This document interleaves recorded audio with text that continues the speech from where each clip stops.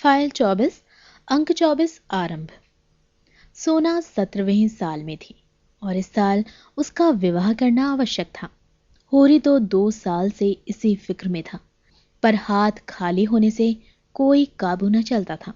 मगर इस साल जैसे भी हो उसका विवाह कर ही देना चाहिए, चाहे कर्ज लेना पड़े, चाहे खेत गिरों रखने पड़े। और अकेले होरी की बात चलती तो 2 साल पहले ही विवाह हो गया होता। वो किफायत से काम करना चाहता था, पर धनिया कहती थी, कितना ही हाथ बांध कर खर्च करो, 200-250 लग ही जाएंगे। झुनिया के आ जाने से बिरादरी में इन लोगों का स्थान कुछ हेटा हो गया था और बिना 100-200 दिए कोई कुलीन वर न मिल सकता था। पिछले साल चैती में कुछ न मिला था तो पंडित दातादीन का आधा साझा, मगर पंडित जी ने बीज और मजूरी का कुछ ऐसा ब्यौरा बताया कि होरी के हाथ 1/4 से ज्यादा अनाज न लगा और लगान देना पड़ गया पूरा। ऊख और सन की फसल नष्ट हो गई। सन तो वर्षा अधिक होने और ऊख दीमक लग जाने के कारण। हाँ, इस साल की चैती अच्छी थी और ऊख भी खूब लगी हुई थी। विवाह के लिए गल्ला तो मौजूद था। 200 रुपए भी हाथ आ जाएं तो कन्या ऋण से उसका उद्धार हो जाए। अगर गोबर 100 रुपए की मदद कर दे तो बाकी 100 रुपए होरी को आसानी से मिल जाएंगे। झिंगुरी सिंह और मंगरू साहा दोनों ही अब कुछ नरम पड़ गए थे। जब गोबर परदेश में कमा रहा है तो उनके रुपए मारे न पड़ सकते थे। एक दिन होरी ने गोबर के पास 2-3 दिन के लिए जाने का प्रस्ताव किया, मगर धनिया अभी तक गोबर के वो कठोर शब्द न भूली थी। वो गोबर से 1 पैसा भी न लेना चाहती थी, किसी तरह नहीं। होरी ने झुंझलाकर कहा, लेकिन काम कैसे चलेगा ये बता। धनिया सिर हिलाकर बोली, मान लो गोबर परदेश न गया होता, तब तुम क्या करते, वही अब करो। होरी की जबान बंद हो गई। एक क्षण बाद बोला, मैं तो तुझसे पूछता हूं। धनिया ने जान बचाई, ये सोचना मर्दों का काम है। होरी के पास जवाब तैयार था। मान ले मैं ना होता, तू ही अकेली रहती, तब तू क्या करती। धनिया ने तिरस्कार भरी आंखों से देखा।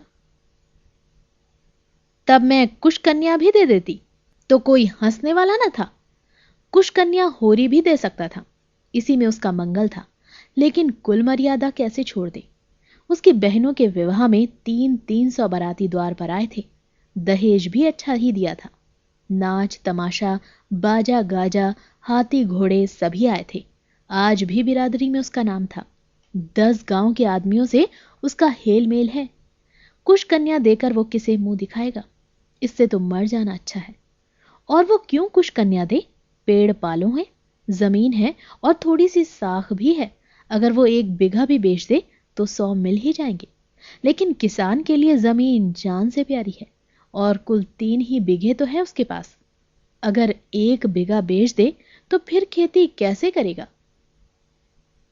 कई दिन इसी हैस बैस में गुजरे। होरी कुछ फैसला न कर सका। दशहरे की छुट्टियों के दिन थे। झुंगरी, पटेश्वरी और नोखेराम तीनों ही सज्जनों के लड़के छुट्टियों में घर आए थे। तीनों अंग्रेजी पढ़ते थे और यद्यपि तीनों 20-20 साल के हो गए थे, पर अभी तक यूनिवर्सिटी में जाने का नाम न लेते थे। एक क्लास में 2-2, 3-3 साल पड़े रहते। तीनों की शादियां हो चुकी थी। पटेश्वरी के सपूत बिंदेश्वरी तो एक पुत्र के पिता भी हो चुके थे। तीनों दिन भर ताश खेलते, भंग पीते, छैला बने घूमते। वो दिन में कई बार होरी के द्वार की ओर ताकते हुए निकलते और कुछ ऐसा संयोग था कि जिस वक्त वो निकलते उसी वक्त सोना भी किसी न किसी काम से द्वार पर आ खड़ी होती। देख देख होरी का खून सूखता जाता था, मानो उसकी खेती चौपट करने के लिए आकाश में ओले वाले पीले बादल उठे चले आते हों। एक दिन तीनों उसी कुएं पर नहाने पहुंचे जहां होरी सींचने के लिए पुर चला रहा था। सोना मोट ले रही थी। होरी का खून आज खौल उठा। उसी सांझ को वह दुलारी सहुआइन के पास गया। सोचा, औरतों में दया होती है, शायद उसका दिल पसीज जाए और कम सूद पर रुपए दे दे। मगर दुलारी अपना ही रोना ले बैठी।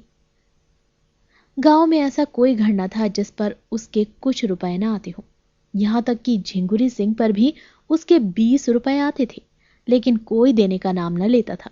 बेचारी कहां से रुपए लाए। होरी ने गिड़गिड़ाकर कहा, भाभी बड़ा पुण्य होगा, तुम रुपए न दोगी, मेरे गले की फांसी खोल दोगी। झिंगुरी और पटेश्वरी मेरे खेतों पर दांत लगाए हुए हैं। मैं सोचता हूं बाप दादा की यही तो निशानी है। ये निकल गई तो जाऊंगा कहां। एक सपूत वो होता है कि घर की संपत्ति बढ़ाता है। मैं ऐसा कपूत हो जाऊं कि बाप दादों की कमाई पर झाड़ू फेर दूं। दुलारी ने कसम खाई, होरी मैं ठाकुर जी की चरण छूकर कहती हूं कि इस समय मेरे पास कुछ नहीं है। जिसने लिया वो देता ही नहीं, तो मैं क्या करूं। तुम कोई गैर तो नहीं हो, सोना भी मेरी ही लड़की है, लेकिन तुम ही बताओ मैं क्या करूं। तुम्हारा ही भाई हीरा है, बैल के लिए 25 रुपए लिए, उसका तो कहीं पता ठिकाना नहीं। उसकी घरवाली से मांगो तो लड़ने को तैयार। शोभा भी देखने में बड़ा सीधा साधा है, लेकिन पैसा देना नहीं जानता। और असल बात तो यह है कि किसी के पास है ही नहीं, दे कहां से। सबकी दशा देखती हूं, इसी मारे सब्र कर जाती हूं। लोग किसी तरह पेट पाल रहे हैं, और क्या। खेती बाड़ी बेचने की मैं सलाह न दूंगी, कुछ नहीं है, मर जात तो है। फिर कनफुसिया में बोली, पटेश्वरी लाला का लौंडा तुम्हारे घर की ओर बहुत चक्कर लगाया करता है। तीनों का वही हाल है, इनसे चौकस रहना। ये शहरी हो गए, गांव का भाईचारा क्या समझे। लड़के गांव में भी हैं, मगर उनमें कुछ लिहाज है, कुछ अदब है, कुछ डर है। ये सब तो छूटे सांड है। मेरी कौशल्या ससुराल से आई थी, मैंने सबों के ढंग देखकर उसके ससुर को बुलाकर विदा कर दिया। कोई कहां तक पहरा दे।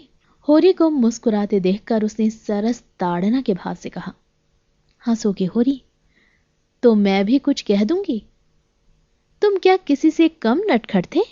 दिन में 25 बार किसी न किसी बहाने मेरी दुकान पर आया करते थे, मगर मैंने कभी ताका तक नहीं। होरी ने मीठे प्रतिवाद के साथ कहा, यह तो तुम झूठ बोलती हो भाभी, बिना कुछ रस पाए कोई थोड़े ही आता था। चिड़िया एक बार परच जाती है, तभी दूसरी बार आंगन में आती है। चल झूठे, आंखों से ना ताकती रही हो, लेकिन तुम्हारा मन तो ताकता ही था, बल्कि बुलाता था। अच्छा रहने दो, आए बड़े अंतर्जामी बन के। तुम्हें बार बार मंडराते देख के मुझे दया आ जाती थी, नहीं तुम कोई ऐसे बांके जवान न थे।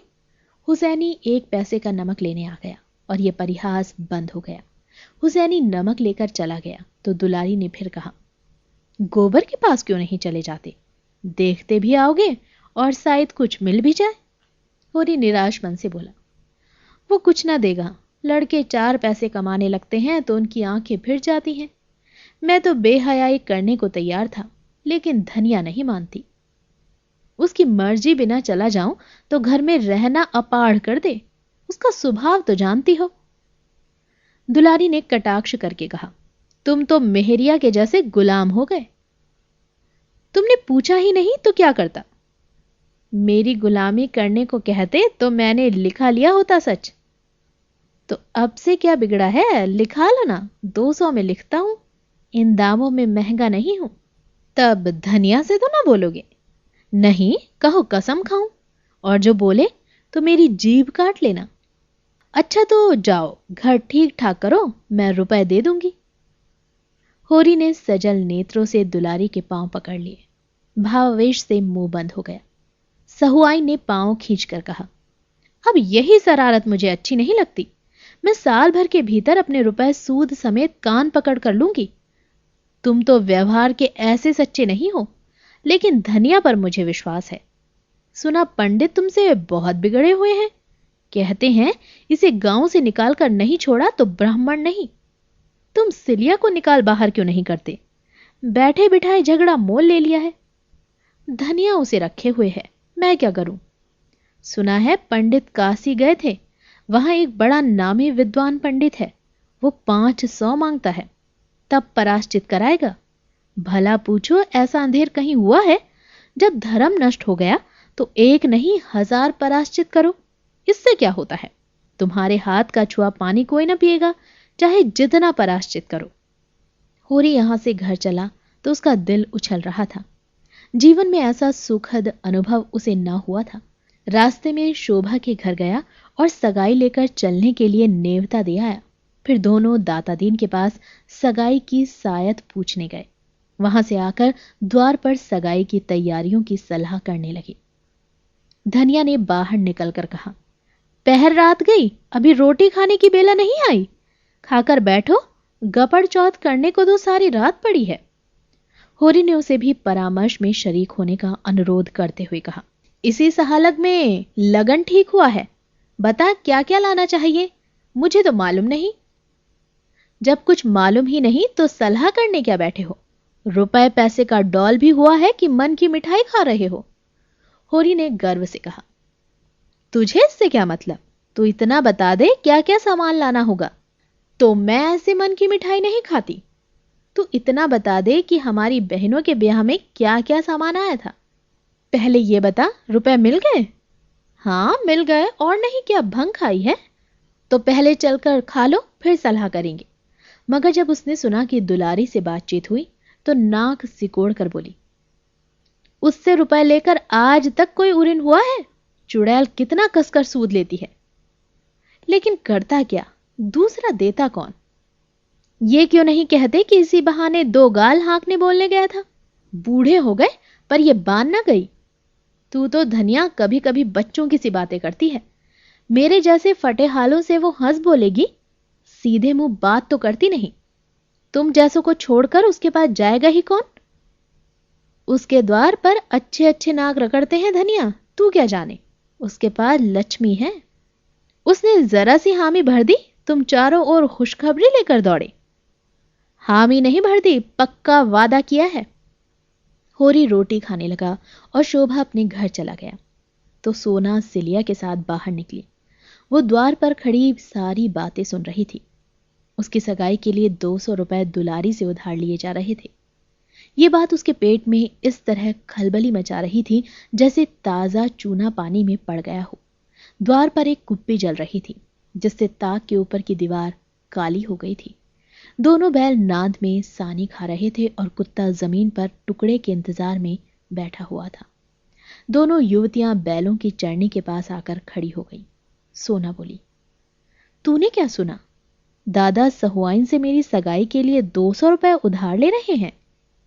सिलिया घर का रत्ती रत्ती हाल जानती थी। बोली, घर में पैसा नहीं है तो क्या करें? सोना ने सामने के काले वृक्षों की ओर ताकते हुए कहा, मैं ऐसा नहीं करना चाहती जिसमें मां बाप को कर्जा लेना पड़े। कहां से देंगे बेचारे, बता। पहले ही कर्ज के बोझ से दबे हुए हैं। 200 और ले लेंगे तो बोझा और भारी होगा कि नहीं? बिना दान दहेज के बड़े आदमियों का कहीं ब्याह होता है पगली? बिना दहेज के तो कोई बूढ़ा ठेला ही मिलेगा। जाएगी बूढ़े के साथ? बूढ़े के साथ क्यों जाओ? भैया बूढ़े हैं जो चुनिया को ले आए। उन्हें किसी ने क्या पैसे दहेज में दिए थे? उसमें बाप दादा का नाम डूबता है। मैं तो सुनारी वालों से कह दूंगी, अगर तुमने एक पैसा भी दहेज लिया तो मैं तुमसे ब्याह ना करूंगी। सोना का विवाह सुनारी के एक धनी किसान के लड़के से ठीक हुआ था। और जो वो कह दे कि मैं क्या करूं, तुम्हारे बाप देते हैं, मेरे बाप लेते हैं, इसमें मेरा क्या अख्तियार है? सोना ने जिस अस्त्र को रामबाण समझा था अब मालूम हुआ कि वो बांस की कैन है। हताश होकर बोली, मैं एक बार उससे कह के देख लेना चाहती हूं। अगर उसने कह दिया मेरा कोई अख्तियार नहीं है तो क्या गोमती यहां से बहुत दूर है? डूब मरूंगी। मां बाप ने मर मर के पाला पोसा, उसका बदला क्या यही है कि उनके घर से जाने लगूं तो उन्हें कर्जे से और लादती जाऊं? मां बाप को भगवान ने दिया हो तो खुशी से जितना चाहे लड़की को दे, मैं मना नहीं करती। लेकिन जब वो पैसे पैसे को तंग हो रहे हैं, आज महाजन नालिश करके लीलाम करा ले तो कल मजूरी करनी पड़ेगी। तो कन्या का धर्म यही है कि डूब मरे। घर की जमीन जायदाद तो बच जाएगी, रोटी का सहारा तो रह जाएगा। मां बाप 4 दिन मेरे नाम को रोकर संतोष कर लेंगे। ये तो ना होगा कि मेरा ब्याह करके उन्हें जन्म भर रोना पड़े। 3-4 साल में 200 के दूने हो जाएंगे। दादा कहां से ला कर देंगे? सिलिया को जान पड़ा जैसे उसकी आंख में नई ज्योति आ गई। आवेश में सोना को छाती से लगाकर बोली, तूने इतनी अक्कल कहां से सीख ली सोना? देखने में तो तू बड़ी भोली भाली है। इसमें अक्कल की कौन बात है चुड़ैल? क्या मेरी आंखें नहीं हैं कि मैं पागल हूं? 200 मेरे ब्याह में ले, 3-4 साल में वो दूना हो जाए, तब रुपया के ब्याह में 200 और ले, जो कुछ खेती बाड़ी है सब लीलाम तिलाम हो जाए और द्वार द्वार भीख मांगते फिरे। यही ना, इससे तो कहीं अच्छा है कि मैं अपनी जान ही दे दूं। मुंह अंधेरे सोनारी चली जाना और उसे बुला लाना। मगर नहीं, बुलाने का काम नहीं है। मुझे उससे बोलते ला जाएगी। तू ही मेरा संदेशा कह देना। देख क्या जवाब देते हैं। कौन दूर है, नदी के उस पार ही तो है। कभी कभी ढोर लेकर इधर आ जाता है। एक बार उसकी भैंस मेरे खेत में पड़ गई थी तो मैंने उसे बहुत गालियां दी थी। हाथ जोड़ने लगा। हाँ ये तो बता, इधर मतई से तेरी भेंट नहीं हुई? सुना ब्राह्मण लोग उन्हें बिरादरी में नहीं ले रहे हैं। सिलिया ने हिकारत के साथ कहा। बिरादरी में क्यों ना लेंगे? हाँ, बूढ़ा रुपए नहीं खर्च करना चाहता। इसको पैसा मिल जाए तो झूठी गंगा उठा ले। लड़का आजकल बाहर ओसारे में टिक्कर लगाता है। तू इसे छोड़ क्यों नहीं देती? अपनी बिरादरी में किसी के साथ बैठ जा और आराम से रह। वो तेरा अपमान तो ना करेगा। हाँ रे, क्यों नहीं। मेरे पीछे उस बेचारे की इतनी दुर्दशा हुई, अब मैं उसे छोड़ दूं? अब वो चाहे पंडित बन जाए चाहे देवता बन जाए, मेरे लिए तो वही मतई है जो मेरे पैरों पर सिर रगड़ा करता था। और ब्राह्मण भी हो जाए और ब्राह्मणी से ब्याह भी कर ले, फिर भी जितनी उसकी सेवा मैंने की है वो कोई ब्राह्मणी ना करेगी। अभी मान मर्जाद के मुंह में वो चाहे मुझे छोड़ दे, लेकिन देख लेना फिर दौड़ा आएगा। आ चुका, अब तुझे पा जाए तो कच्चा ही खा जाए। तो उसे बुलाने जाता ही कौन है? अपना अपना धर्म अपने अपने साथ है। वो अपना धर्म तोड़ रहा है तो मैं अपना धर्म क्यों तोड़ूं? प्रातःकाल सिलिया सोनारी की ओर चली, लेकिन होरी ने रोक लिया। धनिया के सिर में दर्द था, उसकी जगह क्यारियों को बराना था। सिलिया इनकार न कर सकी। यहां से जब दोपहर को छुट्टी मिली तो वो सोनाली चली। इधर तीसरे पहर होरी फिर कुआं पर चला तो सिलिया का पता न था। बिगड़ कर बोला, सिलिया कहाँ उड़ गई? रहती है न जाने किधर चल देती है, जैसे किसी काम में जी ही नहीं लगता। तू जानती है सोना कहाँ गई है? सोना ने बहाना किया, मुझे तो कुछ मालूम नहीं। कहती थी धोबिन के घर कपड़े ले जाना है, वहीं चली गई होगी। धनिया ने खाट से उठकर कहा, चलो मैं क्यारी बराए देती हूं। कौन उसे मजूरी देते हो जो बिगड़ रहे हो? हमारे घर में रहती नहीं है, उसके पीछे सारे गांव में बदनाम नहीं हो रहे हैं। अच्छा रहने दो, एक कोने में पड़ी हुई है तो उससे किराया लोगे? एक कोने में नहीं पड़ी हुई है, एक पूरी कोठरी लिए हुए है। तो उस कोठरी का किराया होगा कोई 50 रुपए महीना। उसका किराया 1 पैसे सही। हमारे घर में रहती है, जहां जाए पूछ कर जाए। आ जाती है तो खबर लेता हूं। पुर चलने लगा। धनिया को होरी ने न आने दिया। रूपा क्यारी बराती थी और सोना मोट ले रही थी। रूपा गीली मिट्टी के चूल्हे और बर्तन बना रही थी और सोना सशंक आंखों से सोनारी की ओर ताक रही थी। शंका भी थी, आशा भी थी। शंका अधिक थी, आशा कम। सोचती थी उन दोनों को रुपए मिल रहे हैं तो क्यों छोड़ने लगेंगे।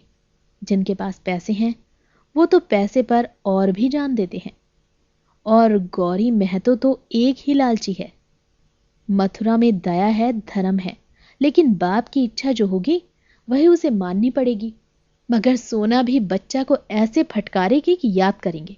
वो साफ कहेगी, जाकर किसी धनी की लड़की से ब्याह कर, तुझ जैसे पुरुष के साथ मेरा निभाना होगा। कहीं गौरी महतो मान गए तो वो उनके चरण धो धो कर पिएगी। उनकी ऐसी सेवा करेगी कि अपने बाप की भी ना की होगी।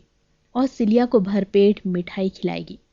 गोबर ने उसे जो रुपया दिया था उसे वो अभी तक संचे हुए थी। इस मृदु कल्पना से उसकी आंखें चमक उठी और कपोलों पर हल्की सी लाली दौड़ गई। मगर सिलिया अभी तक आई क्यों नहीं? कौन बड़ी दूर है, न जाने दिया होगा उन लोगों ने। आह, वो आ रही है, लेकिन बहुत धीरे धीरे आती है। सोना का दिल बैठ गया। अब आगे नहीं माने साइद, नहीं सिलिया दौड़ी आती तो सोना का हो चुका ब्याह। मुंह धो रखो। सिलिया आई जरूर, पर कुएं पर ना आकर खेत में क्यारी बराने लगी। डर रही थी होरी पूछेंगे कहाँ थी। अब तक तो क्या जवाब देगी? सोना ने ये 2 घंटे का समय बड़ी मुश्किल से काटा। पर छूटते ही वो भागी हुई सिलिया के पास पहुंची। वहां जाकर तू मर गई थी क्या? ताकते ताकते आंख फूट गई। सिलिया को बुरा लगा। तो क्या मैं वहां सोती थी? इस तरह की बातचीत राह चलते थोड़ी ही हो जाती है, अवसर देखना पड़ता है। मथुरा नदी की ओर ढोर चराने गए थे। खोजती खोजती उसके पास गई और तेरा संदेशा कहा। ऐसा प्रसन्न हुआ कि तुझसे क्या कहूं। मेरे पांव पर गिर पड़ा और बोला, सिल्लो, मैंने तो जब से सुना है कि सोना मेरे घर आ रही है, तब से आंखों की नींद हर गई है। उसकी वो गालियां मुझे फल गईं। लेकिन काका को क्या करूं? वो किसी की नहीं सुनते। सोना ने टोका। तो ना सुने, सोना भी जिद्दीन है। जो कहा है वो करके दिखाएगी, फिर हाथ मलते रह जाएंगे। बस उसी क्षण ढोरों को वहीं छोड़ा, मुझे लिए हुए गौरी महतो के पास आए। महतो के 4 पुरुष चलते हैं, कुआं भी उन्हीं का है। 10 बीघे का ऊख है। महतो को देखकर मुझे हंसी आ गई, जैसे कोई घसियारा हो। हाँ, भाग का बली है। बाप बेटे में खूब कहा सुनी हुई।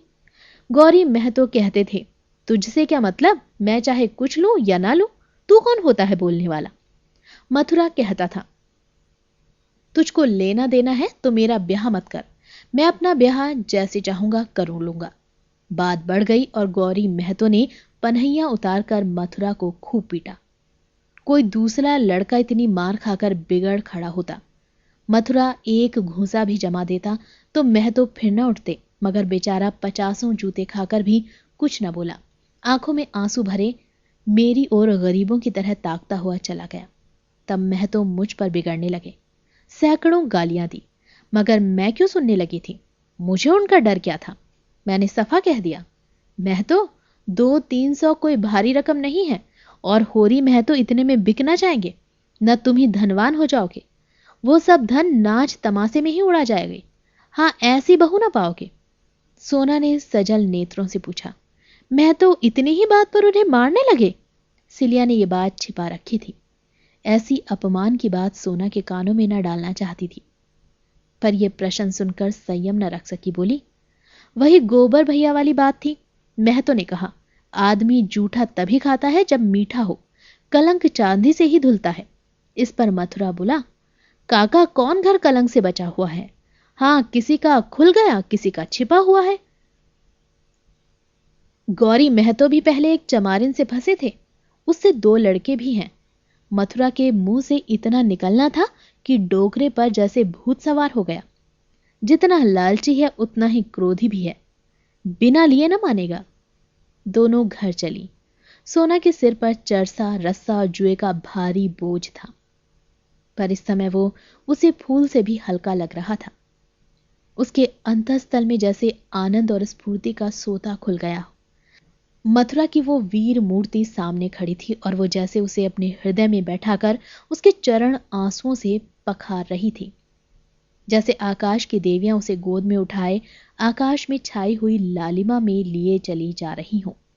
उसी रात सोना को बड़े जोर का ज्वर चढ़ाया। तीसरे दिन गौरी महतो ने नाई के हाथ ये पत्र भेजा। स्वस्ति श्री सर्वोपम जोग श्री होरी महतो को गौरी राम का राम राम बाँचना। आगे जो हम लोगों में दहेज की बातचीत हुई थी, उस पर हमने शांत मन से विचार किया। समझ में आया कि लेन देन से वर और कन्या दोनों ही के घर वाले जेर बार होते हैं। जब हमारा तुम्हारा संबंध हो गया तो हमें ऐसा व्यवहार करना चाहिए कि किसी को ना आखरे। तुम दान दहेज की कोई फिक्र मत करना।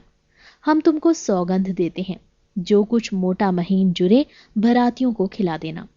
हम वो भी ना मांगेंगे, रसद का इंतजाम हमने कर लिया है। हाँ, तुम खुशी खुरमी से हमारी जो खातिर करोगे वो सिर झुकाकर स्वीकार करेंगे। होरी ने पत्र पढ़ा और दौड़े हुए भीतर जाकर धनिया को सुनाया।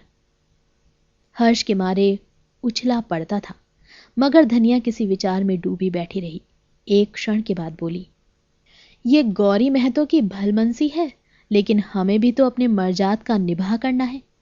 संसार क्या कहेगा? रुपया हाथ का मैल है, उसके लिए कुल मर्जात नहीं छोड़ा जाता। जो कुछ हमसे हो सकेगा देंगे और गौरी महतो को लेना पड़ेगा। तुम यही जवाब लिख दो। माँ बाप की कमाई में क्या लड़की का कोई हक नहीं है? नहीं लिखना क्या है, चलो मैं नाई से संदेश कहलाए देती हूं। होरी हदबुद्धि सा आंगन में खड़ा था और धनिया उस उदारता की प्रतिक्रिया में जो गौरी महतो की सज्जनता ने जगा दी थी, संदेशा कह रही थी। फिर उसने नाई को रस पिलाया और विदाई देकर विदा किया। वो चला गया तो होरी ने कहा, ये तूने क्या कर डाला धनिया? तेरा मिजाज आज तक मेरी समझ में ना आया। तू आगे भी चलती है, पीछे भी चलती है। पहले तो इस बात पर लड़ रही थी कि किसी से एक पैसा कर्ज मत लो, कुछ देने दिलाने का काम नहीं है। और जब भगवान ने गौरी के भीतर बैठकर ये पत्र लिखवाया तो तूने कुल मर्जात का राग छेड़ दिया। तेरा मरम भगवान ही जाने। धनिया बोली, मुंह देखकर बीड़ा दिया जाता है, जानते हो कि नहीं? तब गौरी अपनी शान दिखाते थे, अब वो भलमनसी दिखा रहे हैं। ईंट का जवाब पत्थर हो, लेकिन सलाम का जवाब तो गाली नहीं है। होरी ने नाक सिकोड़कर कहा, तो दिखा अपनी भलमनसी, देखे कहां से रुपए आते हैं। धनिया आंखें चमकाकर बोली, रुपए लाना मेरा काम नहीं है, तुम्हारा काम है। मैं तो दुलारी से ही लूंगा, ले लो उसी से, सूद तो सभी लेंगे। जब डूबना ही है तो क्या तालाब और क्या गंगा। होरी बाहर आकर चिलम पीने लगा। कितने मजे से गला छूटा जाता था, लेकिन धनिया जब जान छोड़े तब तो जब देखो उल्टी ही चलती है। इसे जैसे कोई भूत सवार हो जाता है। घर की दशा देखकर भी इसकी आंखें नहीं खुलती। फाइल 24 अंक 24 समाप्त।